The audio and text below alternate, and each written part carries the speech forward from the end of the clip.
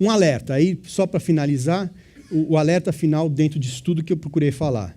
A gente não pode esquecer que, apesar de tudo isso que a gente está falando, apesar de que a gente está crescendo, apesar de que a gente tem que crescer, o índice de mortalidade de empreendedores no Brasil ainda é muito grande.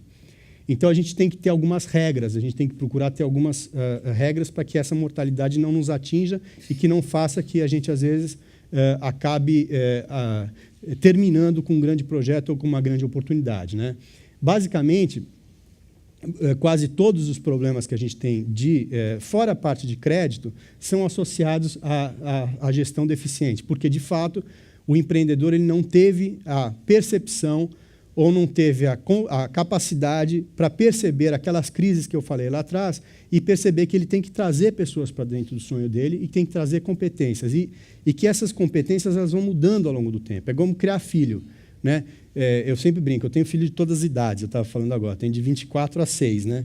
E eu tenho uma visão muito... Eu sou empreendedor, realmente. Então, eu tenho uma visão muito clara do que é isso. Quer dizer, até 3 anos, o trabalho é absolutamente braçal, né?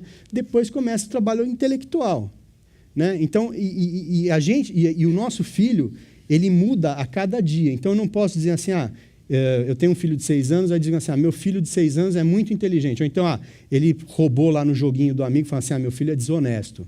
Ele vai mudar todo dia. Ele vai ser dia que ele é desonesto, dia que ele é legal, dia que ele é inteligente, dia que ele não é tão inteligente. E essas competências dele vão desenvolvendo ao longo da vida e as minhas competências como pai têm que ser mudadas e alteradas e aprimoradas ao longo da minha existência.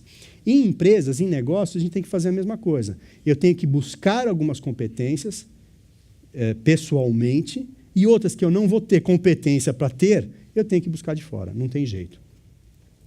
E aí, minhas dicas finais, né? Eu acho que, para a gente crescer, a primeira coisa, a gente tem que medir e analisar a nossa posição atual. Toda vez que a gente consegue ter a disciplina de sentar, e isso é uma coisa assim, é difícil o empreendedor ter disciplina, a gente sabe disso.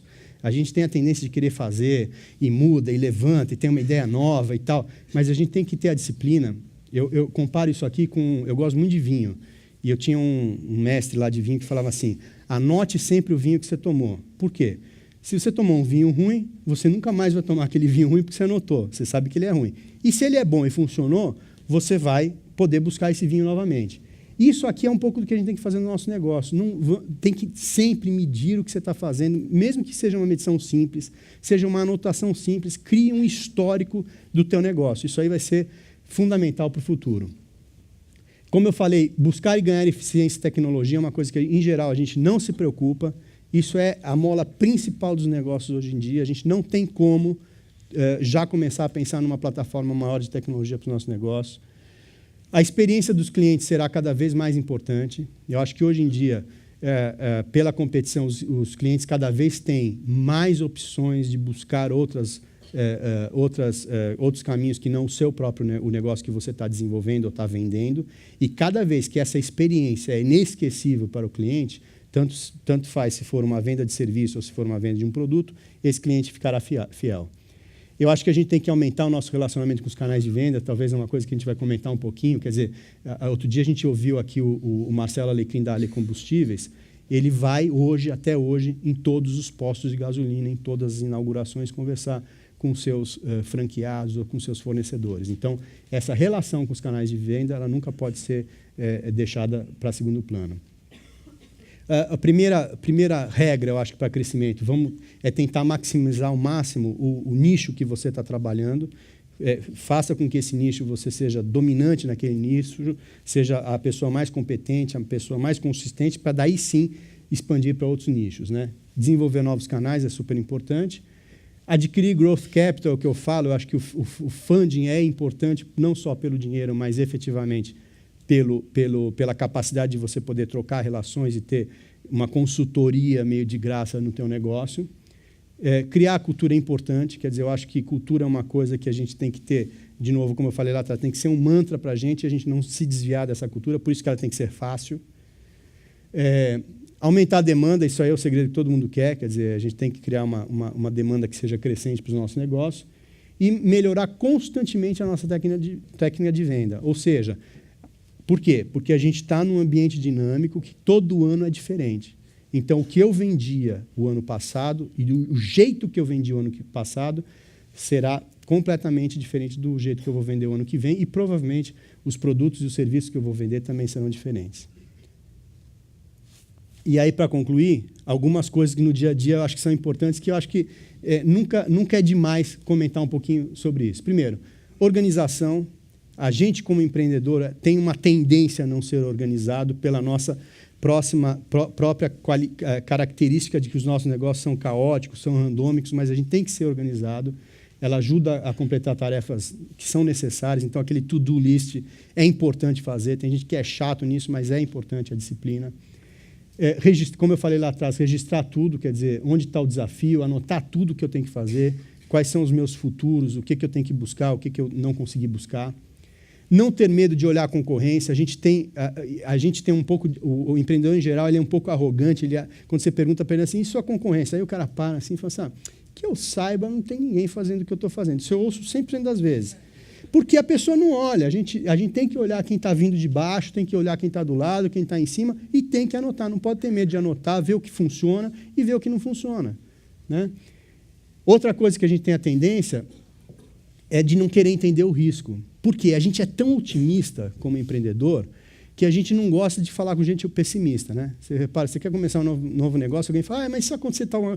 Aí você vai embora, puta, que cara chato, o cara só fala coisa, tudo que vai dar errado.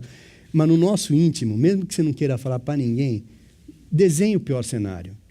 Sempre é bom, é angustiante. Dá dor de estômago, você acorda suado, não dorme, mas tem que saber qual é o risco. Seja criativo. Eu acho que a capacidade de mudar rapidamente é uma necessidade hoje em dia, como eu falei. Portanto, a gente tem que ser criatividade para dominar ambientes que os outros dominam. Foco. A disciplina é fundamental, como eu falei lá atrás. A gente pode ser inovador, pode ser criativo, mas isso não quer dizer que a gente tem que ser bagunçado, né? E não pode ser e não tenha que ser disciplinado. E, finalmente, eu acho que tem que estar preparado para sacrifício. Eu sempre me preocupo que a gente deu muito glamour para o empreendedorismo e a gente tem a função realmente de fazer com que o empreendedorismo seja cada vez mais valorizado. Isso, beleza, perfeito, é isso mesmo. Mas a gente tem que saber que é uma escolha muito difícil. Empreender não é fácil. Eu vou dizer para vocês assim, mundo corporativo cansa, enche, a gente não gosta de ser chefe, não gosta de um monte de coisa, mas é muito mais confortável e muito mais fácil. Agora, empreender é uma coisa assim, você vai criar negócios maravilhosos, vai ser visto, mas você sempre vai ter, igual eu vi uma entrevista do Bernardinho outro dia, você vai ter 2 estágios, o preocupado e o muito preocupado. Você nunca vai ter o tranquilo. Tá? Então, prepare-se para esse sacrifício. Você vai fazer sacrifício de trabalhar mais duro, ganhar menos por um período, né? A família, padrão de vida. É muito comum pessoas que começam a empreender que estão num excelente padrão de vida, ou profissional, ou familiar, e acham que tem que continuar no mesmo padrão de vida, não tem a capacidade de dar um passo para trás no padrão de vida e acaba endividando a empresa para manter seu padrão de vida. Então, tem que saber que tem que ter esse sacrifício. A recompensa vai ser fantástica. E, finalmente, entregar o melhor. Eu acho que a gente não pode começar nenhum negócio, fazer nenhum negócio, se o nosso objetivo não seja ser o melhor e criar a melhor experiência possível para os nossos clientes e para os nossos consumidores. E, finalmente, eu acho que isso, né? Sucesso ele exige concentração, disciplina e perseverança. Mas isso tudo, né, ele exige também que eu tenha um enfoque que eu consiga, que ele sobreviva ao longo do tempo. Tudo vai mudar, mas se o DNA da minha cultura e do meu foco não mudarem, o resto é sucesso garantido. Obrigado.